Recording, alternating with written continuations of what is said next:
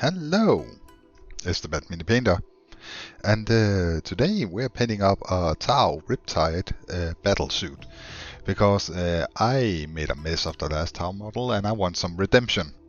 So I'm going to do a good job.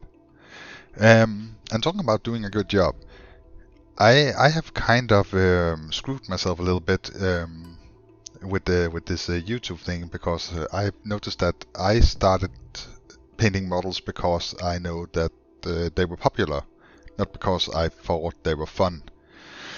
And that yielded some pretty poor results. So I'm not going to do that anymore. I'm not going to care about the newest releases or stuff like that. I'm going to paint the models that I think are cool. And I think this is a really cool model. So I start out with the Mephiston Red, and that is for the head, and for the red in the Tau emblems, and that's on his shield thingy, and on his chest. And I'm just being really careful not to hit the white. I base coated it with a white scar, and then I went over it with the airbrushing white scar. So I don't show this, but the white scar all over the thing, or equal white, similar white. And then for the gold parts, I decided to go with Retributor armor, and there's not a lot of them on this model, but there are some. And that's mainly on his jetpack vents back. I should know what the different things are called. I do apologize, but for those. And then Abaddon Black, and you're going to be spending a lot of time with Abaddon Black, trying not to hit any of the of the white, and you are going to hit some of the white, so have a white scar ready, because I went back to repair or correct my mistakes many times on this model, simply because I'm clumsy. I am using better brushes. And that helps quite a bit.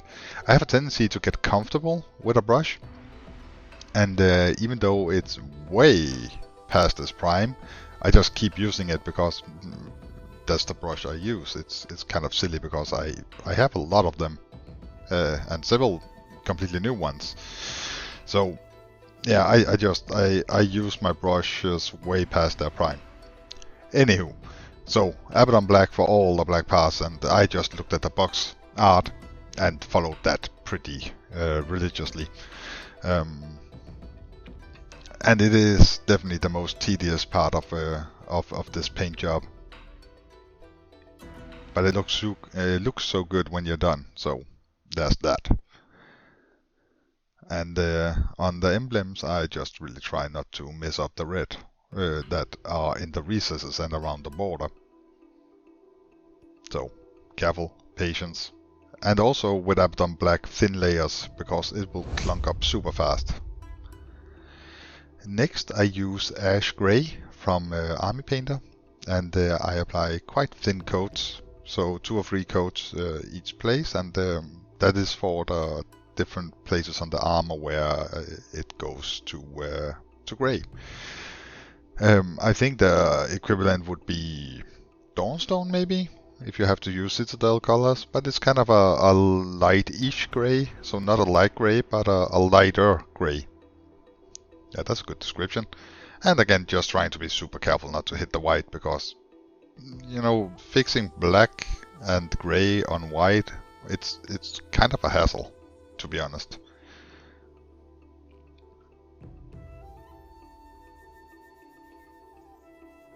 So I am being, for me, oddly careful.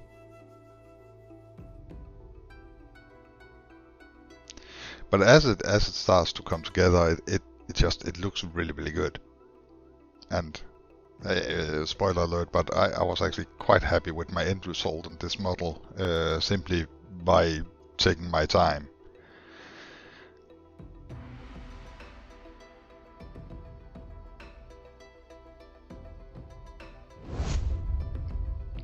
And next I do Oiled Earth, which is a shade from Vallejo. And normally I like my Tau models pretty clean, like right out of the factory. But I decided for this one that I wanted it to be a little bit battle worn, a little bit damaged, and oiled earth from Vallejo is a dark brown, and it's pretty good at like smearing, and generally if you're painting Horus Heresy, buy this one. It's absolutely brilliant to make things look a little grim.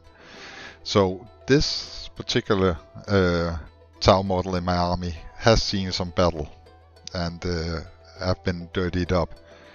If you have seen my other painting white Tau videos, you will see that I use a black shade, and I'm pretty careful only getting it into the recesses. But this one I let it kind of flow into the base color here and there. I also added some stripes and streaks where I thought it would look cool.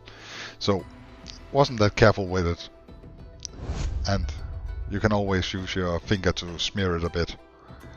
You can see underneath I have added some grime and dirt underneath the plates there. Anywho, so to add some wear and tear, I go in with Spaceship Exterior from the Army Painter. I think Celestial Grey is pretty much the same color. Maybe this is a little bit lighter. And I do not really highlighting, but more like this would be scraped kind of thing all over the gray parts. So the point is not to do a highlight. It's more to add wear and tear. And yeah, so I do kind of a stipple, ripple thing when I apply it. And the end result was actually, well, pretty decent.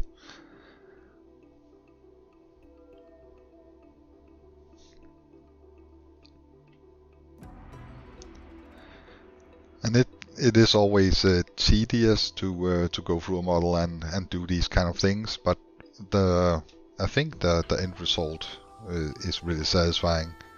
So I highly recommend that you actually take that time. It's also good practice on a steady hand.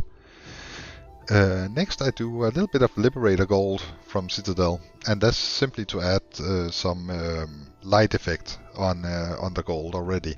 So where I would imagine that light would reflect on the parts I've painted gold, I add the Liberator Gold, so that's pretty much on top, and a little like 33% down, something like that.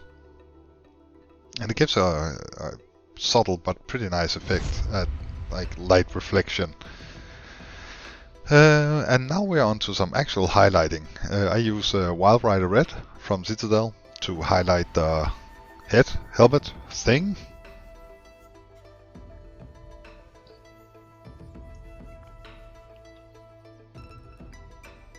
And just, the classic using the side of a brush and water it down quite a bit so it flows nicely, but not so much that it will just run off the brush right away.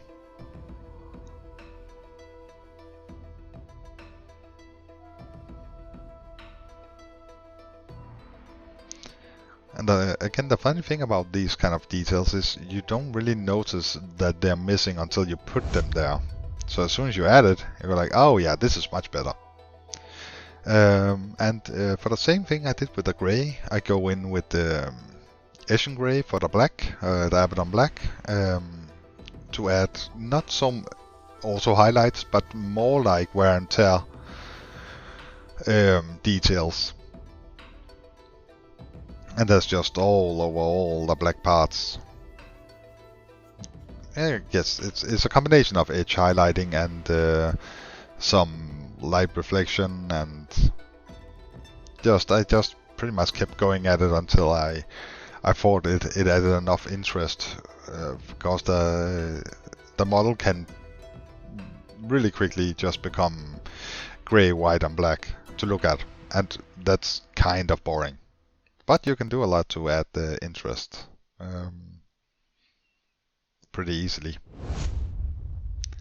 And finally, as the last step, I do a 50-50 of Magic Blue and Holy White from Army Painter. I think you can do the same with some kind of Citadel Contrast Blue, Light Blue, and Apothecary White. Oh, yeah, that's the name.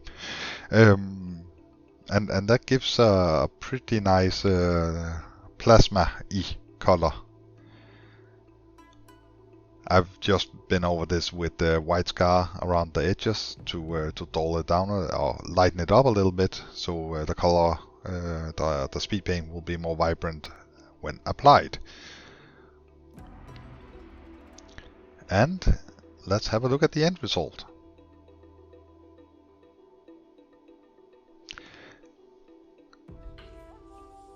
So I think this is a decent paint job, and I feel like I achieved some kind of redemption after my horrible paint job.